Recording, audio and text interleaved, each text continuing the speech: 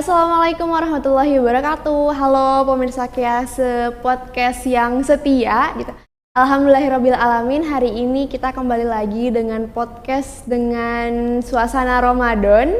Hari ini kita akan belajar banyak. Hari ini kita ketemu seseorang yang sangat luar biasa juga yang nanti akan memberi Fatia di sini. Jadi teman-teman boleh stay sampai akhir, dengarkan dengan seksama karena aku yakin podcast kita pada hari ini akan seru banget. Oke, untuk mempersingkat waktu, karena aku yakin juga teman-teman pada penasaran siapa sih sosok yang akan bercerita bersama kita hari ini. Mungkin Fatia coba perkenalkan dulu ya. Sosok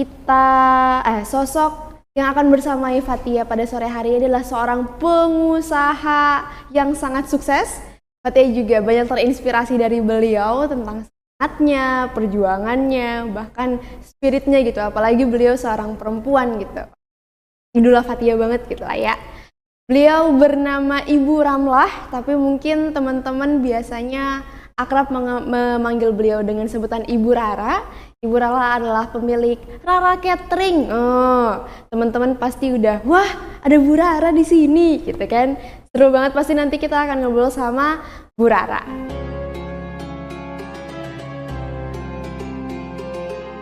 Oke, mungkin sebelum kita tanya-tanya nih dan kita belajar banyak, Fatia mau coba sapa bintang tamu kita pada hari ini. Halo Ibu Rara, Assalamualaikum. Waalaikumsalam warahmatullahi wabarakatuh. Fatia. Apa kabar Bu Rara? Alhamdulillah sehat. Suaranya udah detik-detik buka ya. Fatia gimana? Sehat? Alhamdulillah, insyaallah sehat. Mudah-mudahan Allah senantiasa mensehatkan kita ya. Amin, Fatia. amin ya rabbal alamin. Oke teman-teman, karena tema kita pada hari ini adalah tentang pengusaha, tentang usaha. Nah di sini teman-teman udah bisa lihat nih salah satu produknya dari Ibu Rara. Nah Bu Rara sendiri seperti yang tadi sudah Fatia sampaikan, pemilik Rara Catering. Nah Bu Rara, kalau boleh tahu Rara Catering itu bisnisnya ada apa aja sih, sama mungkin udah ada di mana aja gitu? Ya. Rara Catering ini berdiri di tahun 2008 ya. 2008. Lama Ya sudah sangat lama, tepatnya salah satu ibunya ini konsumen saya, konsumen Rara Catering dari Patia SD ya. Aduh.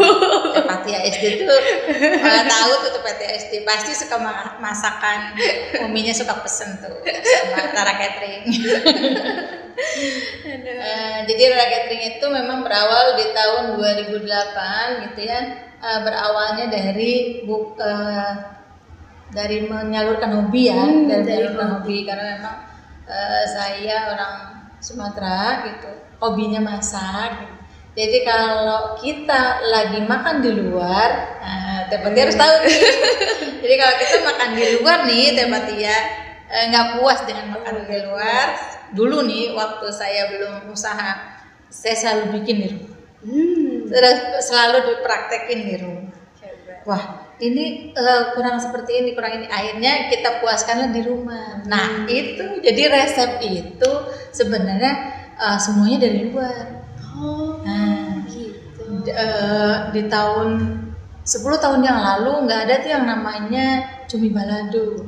Akhirnya balado itu terkenal dari Sumatera. Saya pasak di sini, saya titipkan tuh di toko kue Karawang yang sudah terkenal lah, Denpasar. Gitu. Akhirnya terkenal kan sekarang balado. Semuanya sekarang balado. Ya. Iya, apa balado. Gitu ya. Jadi memang di tahun 2008 itu setelah menyalurkan hobi, saya juga bergabung di komunitas AIKMA, Asosiasi Industri Kecil Menengah Agro. Di situ kita bergabung dengan beberapa komunitas, beberapa pengusaha yang memang dari berbagai macam pengusaha, bukan hanya kuliner saat itu. Saya bergabung dengan properti, bergabung dengan furniture dulu tuh ya. Walaupun sekarang udah nggak tahu ya orangnya pada kemana. Sudah menyebar kemana-mana. Nah seperti itu, akhirnya suatu hari saya coba untuk dagang soto. Soto ayam gitu. Soto ayam dagangnya cuma 2 hari, walaupun hasilnya banyak. Saya berpikir lagi, kenapa dagang kok cuma 2 hari, habis dong uangnya gitu. Yang buat 4 hari gitu. Akhirnya coba untuk cari inspirasi lagi, ngobrol dengan teman, ditanya sama teman, kamu bisanya apa gitu. Nah bisanya masak. Nah ngobrol-ngobrol, akhirnya masakanku pun dibawa ke beberapa toko yang ada di Kerawang. Toko Denpasar, Dewi Bakery, gitu ya.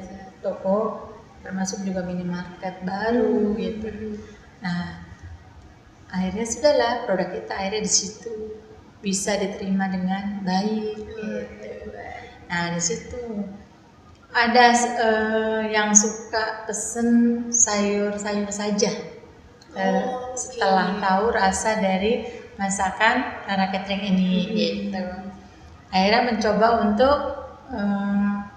nawarin ke rumah-rumah, ayo siapa yang mau pesan masakan silakan gitu.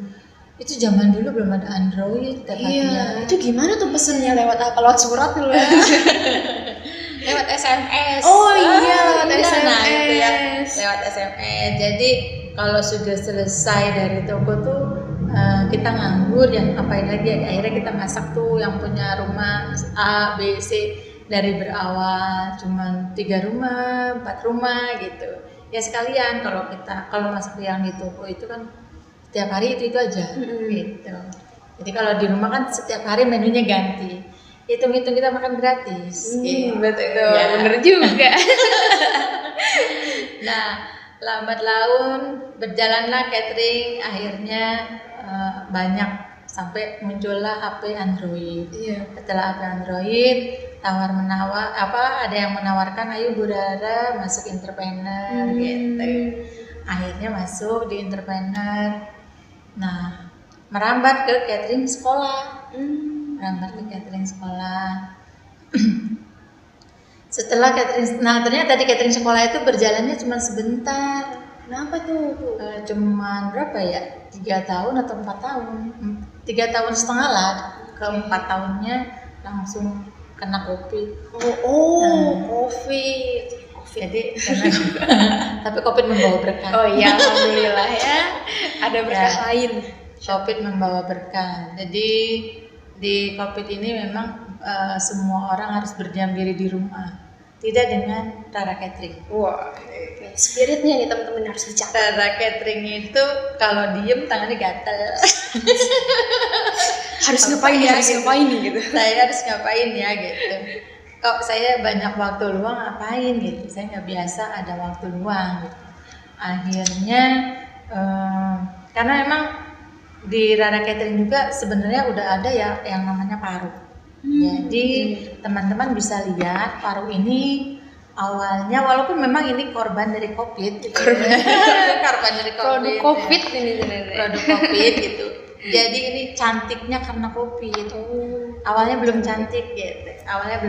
Jadi dari dulu memang sudah ada yang namanya paru. Cuman dulu parunya namanya paru jeletot. Ya, paru jeletot. Nah, paru jeletot ini dulu belum punya kemasan. Itu parunya ditaruh di toples yang bening gitu. Iya, toples nastar gitulah. Jadi panennya setiap tahun doang. Oh, cuma setiap tahun. Panennya. Jadi kalau hari-hari biasa paling PO. PO. Ya, kalau hari-hari biasa. Sampai 4 tahun yang lalu lah, di tahun 2019. Di tahun 2019 saya bertemu dengan teman yang sudah lama tidak pernah ketemu, akhirnya ketemu membawa berkah. Iya, betul. Dia menanyakan, Bu Rara masih usaha atau tidak? Saya bilang saya masih usaha gitu. Akhirnya saya dibawa ke UMKM Karawang. Tempatnya di Dinas Koperasi. Itulah dialah yang banyak mengarahkan ke saya. Saya harus seperti apa, nih produknya begini sampai akhirnya bisa sempurna seperti ini, seperti sekarang.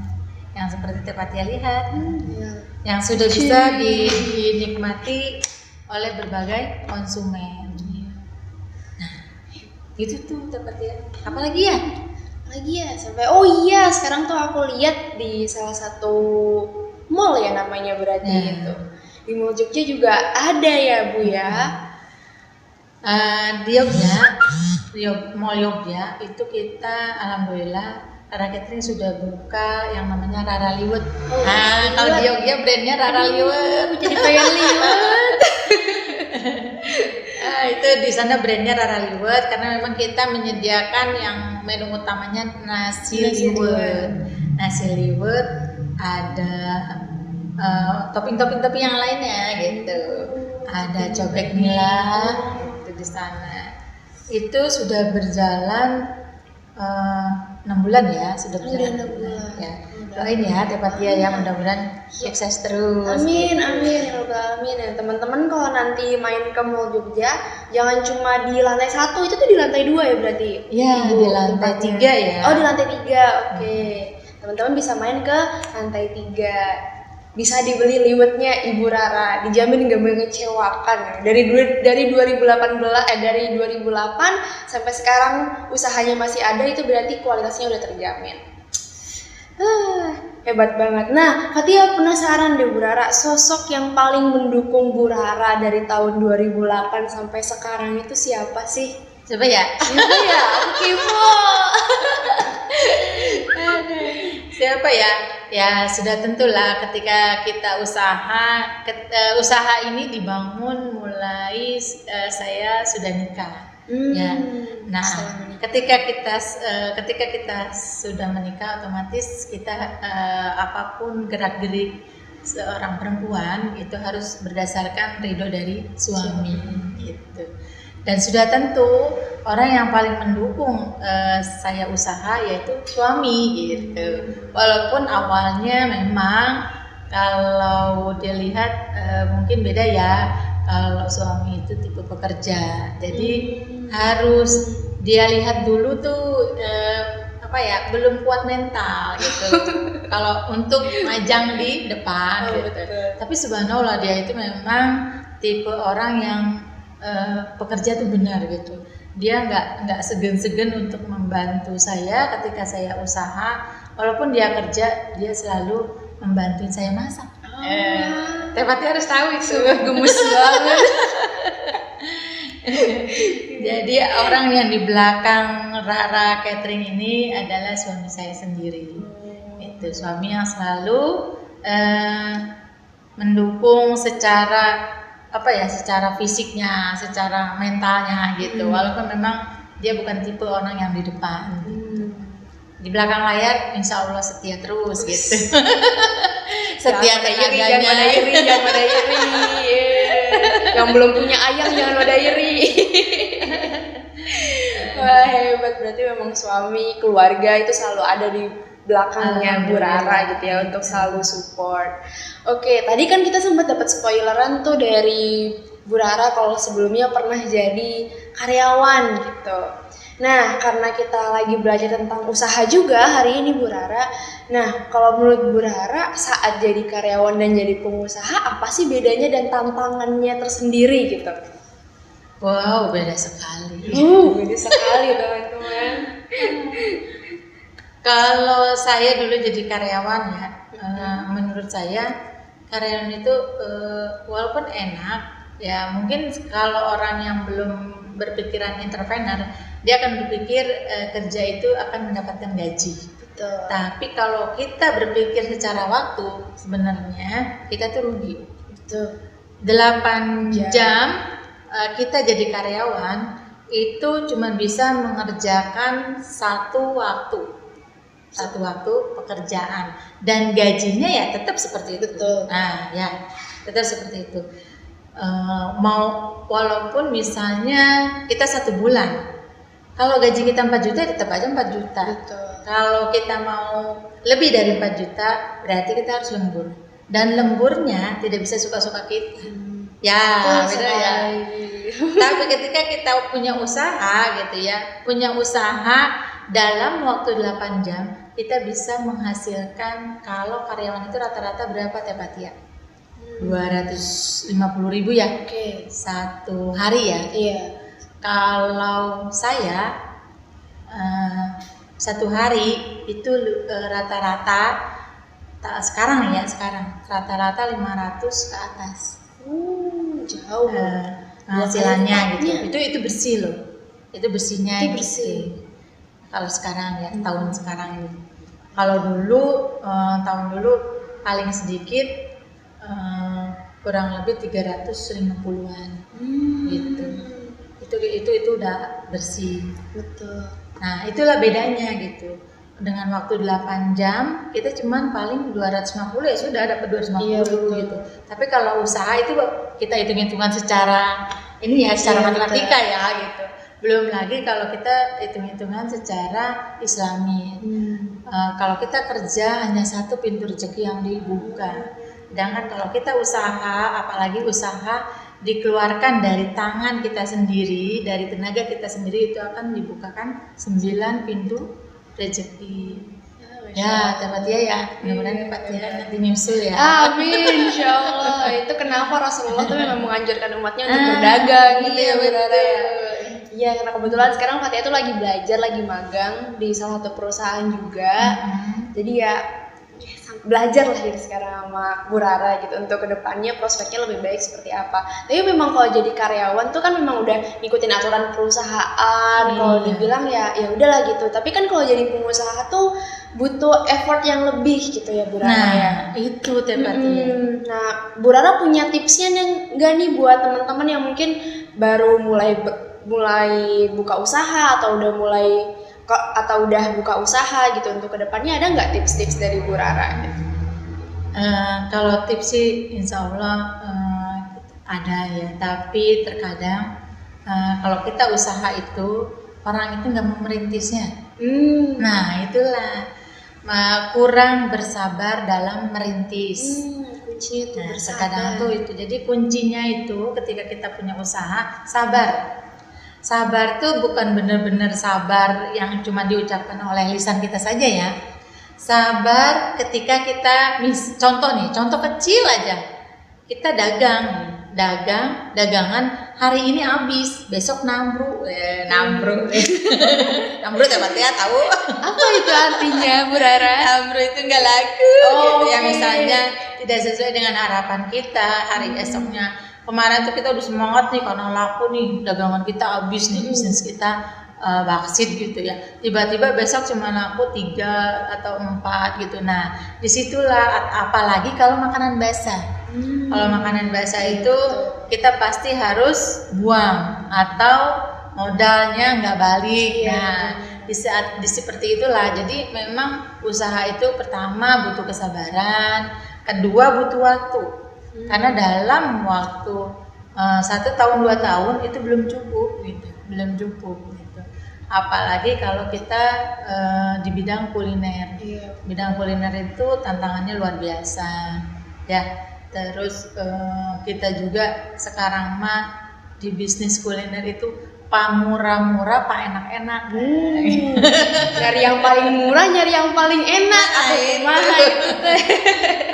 Itu di situ. Jadi kita harus siap bersaing di harga, di kualitas gitu ya. Terkadang dari 100 orang aja yang melihat kualitas hanya beberapa gelintir. Banyaknya manusia itu melihat apa? Murah. Nah, disitulah kita harus bisa ngebaca seperti apa nih. Di masing-masing kota tuh beda ya, masing-masing kota beda. Jadi kita harus bisa membaca daerah, area yang tempat usaha kita. Kalau kita tinggal di Kerawang, kita berarti harus bisa membaca konsumen seperti apa yang disukai oleh penduduk Kerawang gitu. Konsumen Karawang ini sukanya dari segi yang mana, dari segi apa, rasanya bagaimana gitu. Nah, kita harus bisa ngebaca seperti itu. Dan feeling kita tuh harus kuat banget. Feeling kita tuh harus kuat banget. Kita punya feeling yang kuat itu harus dibarengi dengan ibadah. Jadi kalau pengusaha itu harus kuat ibadahnya, harus kuat sholat duhanya, gitu. Harus kuat bener. Itu bisa terasa oleh kita. Terkadang juga banyak sekali usaha kita, ibadah udah kita sudah laksanakan, kendala dari karyawan. Nah, dari para karyawan juga banyak kendalanya. Dan untuk mendapatkan karyawan yang benar-benar cocok sama kita itu nggak mudah. Betul. Dan tidak setahun 2 tahun. Saya itu sudah usaha 10 tahun, belum 10 tahun pertama gitu, 10 tahun pertama itu belum dapet yang benar-benar klik dengan hati gitu ya.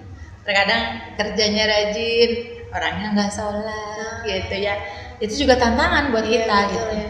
Terus dia sholat rajin, kerjanya nggak cocok dengan kita gitu. Nah, jadi semuanya hal tersebut ya jangan dijadikan baper kitanya ya. Harus senantiasa kitanya ya dibawa enjoy aja. Saya tuh sering mengalami begini nih Teh Fathia. Karyawan sudah kerja nih, contoh kerja dia ngapelnya nggak sesuai sama saya nih, dengan pikiran saya, dengan kita. Karena saya orangnya benar-benar kudu repek, rapi kita gitu ya. Ya seperti itu ya. Nah itu kadang kalau lah mau ingin menyesuaikan dengan hati kita gitu, itu tidak mudah gitu, itu tidak mudah. Nah kita pun tidak bisa menyamakan orang itu standarnya harus sama dengan kita, nggak bisa gitu. Jadi bagaimana caranya supaya dia kerja nyaman, aman, damai di tempat kita? Ya kita harus bisa nyiasati kelemahan dia apa, itulah yang kita lengkapi gitu. Jadi yang namanya karyawan dengan partner sama kayak suami sama istri. Kelemahan suami apa ya itu kita tutup gitu, kita tutupi gitu, sama dengan karyawan. Jadi saya nggak setahun 2 tahun tuh yang namanya ngalami karyawan sudah ngepel, nanti dia pulang saya pel lagi gitu. Jadi saya nggak mau banyak ngomong, mendingan saya kerjain gitu, seperti itu. Nah capek dong Rara, kata orang ya capek dong gitu. Nggak usah dilihat capeknya. Siti Aisyah juga kerjanya lebih dari kita. Nah, kalau kita melihat kelemahan orang, mau sampai kapan kita enjoy gitu? Nggak akan enjoy. Jadi udah kita siapkan tuh bagaimana caranya. Oh dia mah kalau nyapu nggak sampai kolong kompor nih gitu. Bawah kompor tuh nggak pernah dibersihin gitu. Namanya kita ada tempat produksi masih sama dengan rumah, masih satu tempat tinggal, semuanya harus bersih gitu, harus higienis gitu. Nah seperti itu harus kita lengkapi gitu. Dia nggak bisa seperti itu ya kita lah yang ngerjain sedikit, paling berapa gitu. Kalau kita dibawa enjoy kerja yang hal-hal yang seperti itu nggak cukup, nggak makan waktu banyak gitu. Wah, oke, banyak banget nih yang kita pelajarin hari ini tuh untuk membuka suatu usaha. Ternyata banyak sekali modal-modal selain finansial yang harus kita punya ya Bu Rara ya. Tadi mulai dari kesabaran, waktu, sampai tadi kita juga harus memahami aspek psikologis si karyawan itu sendiri gitu. Keren banget Bu Rara strateginya gitu. Nah Bu Rara, aku penasaran nih, kan Bu Rara emang hobinya suka masak gitu.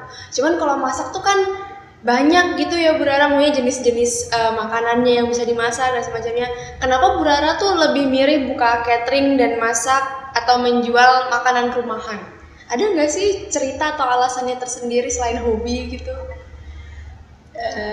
Kalau makanan rumahan itu hitung-hitung kita bareng. Kita bareng tuh gitu. Jadi saya itu supplier masaknya itu aja, jadinya bosen gitu. Oke. Ya. Nah, kalau kita adain online itu setiap hari pasti ganti. Setiap hari ganti, akhirnya itu sama kan dengan kita. Jadi kita nggak usah milih-milih lagi buat keluarga. Apalagi pasukan Bu Rara makannya alhamdulillah. Apa yang dimasak Bu Rara siap untuk membasmi untuk menghabiskan. Tidak ada yang ribet-ribet di rumah. Iya. Jadi seperti itulah gitu. Jadi saya selalu berpikir gitu. Bagaimana caranya biar saya nggak capek 2 kali gitu. Kalau saya di rumah masak buat anak-anak aja gitu, modalnya harus modal tapi tidak mendapatkan keuntungan. Ya kan? Benar. Tapi ketika kita mengadakan online yang setiap hari berubah gitu ya, otomatis nanti kita masaknya sekalian, tenaga nggak double. Untung makan dapet, cuan dapet. Nah ini emang mindset pengusaha tuh emang seperti ini teman-teman. Tepatnya harus seperti itu. Jadi itu tuh sudah terpikirkan ketika dulu saya menjadi karyawan. Setiap jadi karyawan, setiap saya disuruh masak, itu selalu saya tawarin. Supaya apa? Modal saya balik, tapi saya bisa memberikan kepada orang lain. Masya Allah. Itu sudah terpikirkan. Nggak tahu ya tepatnya. Di turunan saya nggak ada yang usaha. Nggak ada yang usaha dan nggak ada yang tukang dagang.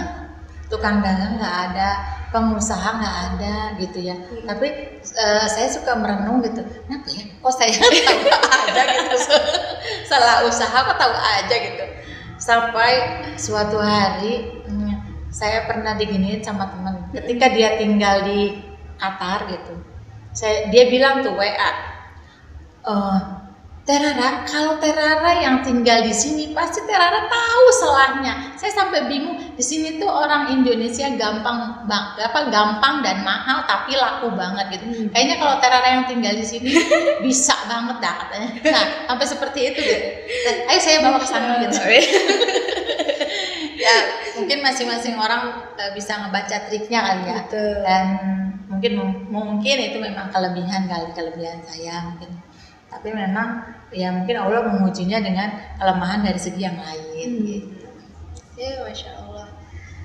Masya Allah, kita belajar banget loh dari kisah-kisahnya Bu Rara, terus tadi tips dan triknya sesuai dengan pengalaman yang sudah beliau lakukan selama sudah lebih dari 10 tahun berarti ya Bu Rara ya? Dari 15 tahun. Sudah 15 tahun, hebat banget. Nah, buat teman-teman yang mau jadi pengusaha, teman-teman bisa nih kalau dibilang tuh kita bisa belajar dari pengalaman orang lain gitu, sampai kayak kita tuh dapat spoiler di masa depan tuh kita bakal ngalamin apa aja gitu. Nah, insya Allah apa yang kita obrolin nih dari tadi, apa yang Bu Rara ceritakan juga bisa bermanfaat buat teman-teman. Nah, alhamdulillahirrahmanirrahim, kita sudah cukup lama ngobrol Bu Rara. Gak kerasa, emang seru kalau ngobrol sama Bu Rara tuh. Nanti kalau teman-teman ketemu sama Bu Rara gitu mungkin di Jogja atau di mana, ajak aja ngobrol. Seru orangnya. Oke Bu Rara, kalau mau pesen produk dari Rara Catering, kita bisa hubungi kemana atau lewat mana gitu Bu Rara? Kalau untuk paru crispy di Kerawang sudah ada beberapa toko yang ada produk paru crispy-nya. Nah, kalau di Kertabumi teman-teman bisa datang ke Galeri UMKM Karawang di samping Bank BTN lama. Ya, itu di situ ada paru. Untuk daerah Perumnas ada di Lapanda Brownies, toko oleh-oleh Lapanda Brownies. Kalau untuk area Perumnas, jadi tepatnya kalau mau pulang kampung nanti mampir dulu Sebelum masuk tol mampir dulu. Nah, untuk daerah Kerawang Kota bisa mampir ke toko oleh-oleh Kopi Dewi. Oh, di Kopi Dewi. Nah, oleh-oleh Kopi Dewi. Untuk daerah kota ini ada 2. Selain Kopi Dewi ada juga di daerah Niaga. Daerah Niaga itu ada namanya Dela Jaya. Dela Jaya, di situ juga ada paru crispy. Nah, untuk di jalan tol, untuk area tol ada paru crispy di KM 57. di rest area KM 57. Jadi teman-teman kalau mau sholat mau apa bisa mampir ke situ, lihat di sana ada produk UMKM, salah satunya ada paru crispy gitu. Nah terus di mana lagi ya Teh? Aku jadi lupa. Atau kalau mau pesan via online Kalau atau via WA WhatsApp bisa, via WA boleh atau online boleh, lewat FB juga boleh. FB-nya Umi Rara Raihan. Kalau di WA hubungi langsung karena menerima reseller. Nomor WA-nya 0877 8248 3813. Ya, gitu ya Teh. Oke lah teman-teman, banyak tuh titik khususnya di Karawang yang bisa teman-teman hampir untuk membeli produknya dari Rara Catering. Nah, aku juga penasaran nih dari paru crispy-nya, katanya aja udah enak banget. Aduh ya Allah, buka masih lama. Oke teman-teman, kalau boleh Fathia ringkas ya ya Bu Rara sebelum kita tutup gitu, karena kita terbatas sayangnya waktunya. Tadi kalau dilihat dari perjalanan Bu Rara itu Masya Allah sekali gitu ya, mulai dari hobi, habis itu ikut komunitas, habis itu sempat buka catering gitu ya Bu ya, habis itu sempat juga ada COVID nih, wah gimana nih, ada COVID tapi harus terus berinovasi gitu sebagai pengusaha sehingga lahirlah Paru Crispy. Nah, sampai sekarang bergabung di UMKM dan koperasi gitu. Tadi juga sempat disebut produk-produknya mulai dari sayur, terus ada cumi balado, ada soto juga. Aduh, jadi lapar nih menjelang buka puasa. Sama yang tadi yang paling bisa kita terapkan di kehidupan kita, apalagi buat teman-teman yang mau jadi pengusaha, adalah beberapa poin modal atau tips dari Bu Rara. Kalau teman-teman mau jadi pengusaha, yang pertama teman-teman harus punya rasa sabar.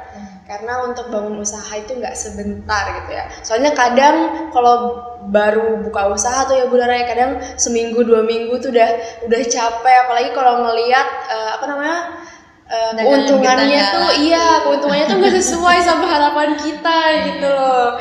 Terus yang kedua adalah waktu gitu ya. Yang ketiga adalah strategi. Tadi Bu Rara sempat cerita tentang karakteristiknya, kita harus ngebedain nih kalau orang Karawang tuh sukanya yang seperti apa, atau misalnya nanti orang Bandung sukanya yang seperti apa. Sebagai pengusaha kita harus punya strategi tersebut dan memahami karakteristik para pelanggan kita.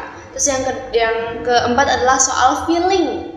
Bagaimana kita berusaha juga, ikhtiar juga, tapi secara spiritualitas dan ibadah juga harus terus diasah gitu ya, biar kita selalu mendapatkan pertolongan dari Allah. Dan yang terakhir adalah hubungan dengan karyawan ya Bu Rara ya, apalagi kalau nanti teman-teman udah punya karyawan, itu juga harus bisa memahami dinamikanya, terus dari sisi psikologis dan karakteristik karyawan. Tadi kalau kata Bu Rara ya sama seperti manusia yang lain, semua orang punya kelemahan dan tugas kita sebagai partner bisnis adalah memunculkan kekuatan si karyawannya itu sendiri, kelebihan karyawan itu sendiri, daripada berfokus ke kelemahannya si karyawan. Begitu teman-teman. Semoga teman-teman bisa belajar banyak. Sebenarnya Fathia itu masih banyak banget yang pengen ditanyakan ke Bu Rara karena seru banget kita ngobrolnya hari ini.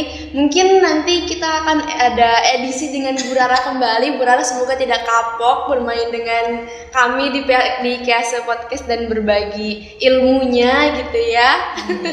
Insya Allah. Oke Bu Rara, sebelum kita tutup ada yang mau Bu Rara sampaikan dulu ke penonton? Buat teman-teman, ayo yang punya usaha, silakan hubungi saya. Ayo kita bergabung di UMKM. Apalagi kalau usaha tersebut punya produk sendiri gitu atau punya karya sendiri, ayo kita lengkapi karya-karya kita, karena sekarang untuk Karawang sendiri itu banyak fasilitas-fasilitas yang disediakan oleh pemerintah daerah gitu, yang termasuk fasilitas ilmunya. Jadi kalau kita training itu kita juga selalu dikasih transport, dikasih ilmunya juga gitu ya. Kalau punya produk untuk legalitasnya juga kita digratisin gitu. Jadi sayang kalau fasilitas yang sudah disediakan oleh pemerintah daerah, tapi kita sendiri tidak ngeh gitu ya. Ayo teman-teman kita barengin bersama-sama dengan saya, insya Allah nanti kita bersama di UMKM kita berkarya lebih bisa memajukan untuk Karawang khususnya ya. Hebat banget. Nah, buat teman-teman warga Karawang khususnya, kalau punya usaha dan masih bingung nih, aku butuh support dari mana gitu ya, boleh mungkin hubungi Bu Rara atau bergabung ke UMKM gitu. Oke teman-teman, alhamdulillahirobbilalamin, kita sudah ada di penghujung acara. Kita belajar banyak hari ini. Jangan lupa bersyukur juga karena apapun yang kita yang kita dapatkan hari ini, baik itu ilmu ataupun rezeki yang lain, insya Allah itu bisa jadi bekal kita untuk menjalankan kehidupan dan keseharian kita besok-besoknya. Oke, mungkin sekian dari Fatia. Terima kasih banyak teman-teman sudah membersamai Kease sampai akhir acara di podcast edisi Ramadan. Sampai ketemu di episode selanjutnya. Assalamualaikum. Terima kasih Bu Rara. Sama-sama.